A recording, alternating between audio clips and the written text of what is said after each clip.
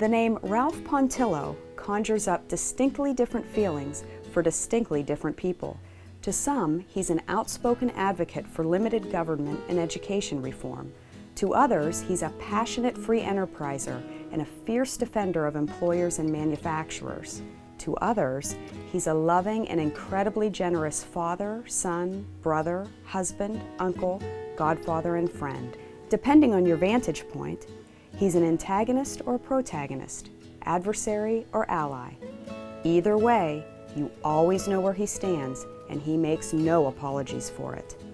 Ralph was born in 1955 in Erie, the son of Italian immigrant Pasquale Pontillo and his wife, Betty Jean Sabetti, a first-generation Italian. Their growing family started at 16th and Plum and soon moved to 22nd and Cranberry, where he, his 4 brothers, and sister grew up. Like many of you in this room tonight, Ralph had a typical Italian upbringing in Erie. You didn't skip Mass at St. Stephen's, ever. You played with your friends at Roosevelt's basketball courts and Ainsworth Fields until dark, and you minded your parents, especially your mother. And you worked hard. As soon as they reached age 14, Ralph and his brothers worked with their dad at his landfill. There, they learned how to swear, drive bulldozers, and become men. He was raised to always do more than what's expected of you and to never walk away from a challenge. Ralph, let me give you a little advice from your older cousin. Keep on doing the good work. It'll make you happy. Take time to smell the roses. It'll give you peace. If some chance something bad goes wrong, let me be the first to tell you. I promise you, I'll be the one that steps up and gives the puck a pucks. As the third of 6 kids, Ralph had to speak up to get noticed in such a large and bustling household. With 2 older brothers, that wasn't always easy. Ralph pushed the limits and had a fiery drive. After being graduated from Strong Vincent, he enlisted in the Air Force.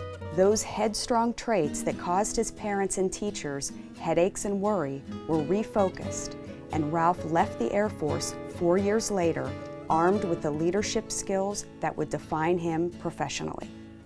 He attended Gannon College and became the first in his family to earn a degree.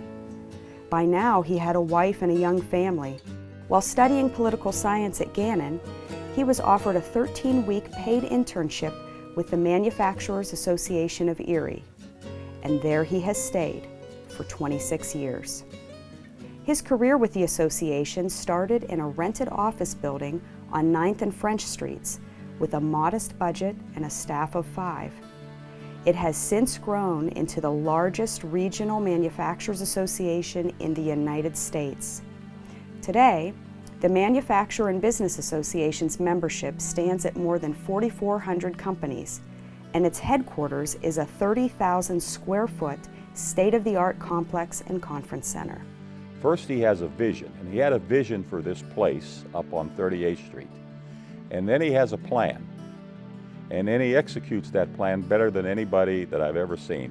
Leading this association, which was a pretty prestigious association in the Erie area, for over 25 years he led this association, and he's taken it to where it is today. It was Ralph's initiative that did this. He's always thinking out of the box. What can I do next to improve the association and the community? He's very community oriented too.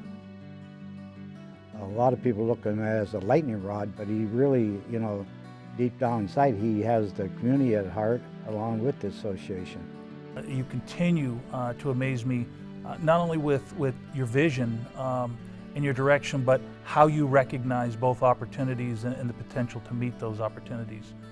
Personally, you've given me an opportunity to join the association here where you saw the potential, and you can go across the staff. And not only do you recognize the potential, but the fact that you give us that opportunity and put us in a position to be able to be the most that we can be. During Ralph's tenure as president and CEO, the association staff has grown to 32, and its programs have expanded to include a discount energy program, HR and legal services, a nationally recognized annual event, and Roar on the Shore. The board had directed Ralph to think of something that you could do for the community that created awareness of the association. So Ralph came up with this concept of a motorcycle rally. And from that, over the past 7 years, have grown from a small, maybe 10, 15,000 people coming into it. Now last year was 100,000. This year, Roar on the Shore pumped $20 million into our local economy. The event has raised more than $635,000 for charity, including a $250,000 donation to the Flight 93 National Memorial, the memorial's largest single contribution. You and your organization have brought world leaders to Erie, from the President of the United States to the Prime Minister of Israel. And your very talented staff has probably made more noise in Erie and more noise about Erie than any organization ever has through the amazing Roar on the Shore. While many primarily know Ralph as the president of the MBA, he has many alter egos. In his younger days, Ralph acted at the Erie Playhouse. Ralph is as good an actor as I've ever seen on stage. And the one play I remember specifically is where you had to take your pants off on stage, and I laughed hilariously, couldn't stop laughing. And then one day, you're in your office, tucking your shirt in with your pants undone, and what happens? B walks in on you. Ralph is a recording artist, producing 2 albums from his days singing at Cy Ciotti's Reflections. He's outstanding. He put together a CD for his wife Dana of love songs, and Sinatra can't do a better job than what Ralph does. I know him on the fun side, from his theater and his music and his enjoyment of the arts. And I know him from his philanthropy, you know, what he did with the start of the Roar on the Shore and what that's all turned into. He's become a real member of the philanthropy community of Northwestern Pennsylvania. And so when you put that all together, in thinking about him, he's got a tremendous life balance because he can enjoy each of those things. And you know, people like that are real, I think they're real Renaissance people. They really understand what living is all about. Ralph also is a longtime motorcycle enthusiast, and in fact, this is the first known photograph of Ralph on a bike. 14 more bikes followed, each getting bigger and louder. Ralph loves the freedom of motorcycle riding and has taken many long trips. He's seen the Grand Canyon on his bike and made the trip to Sturgis twice.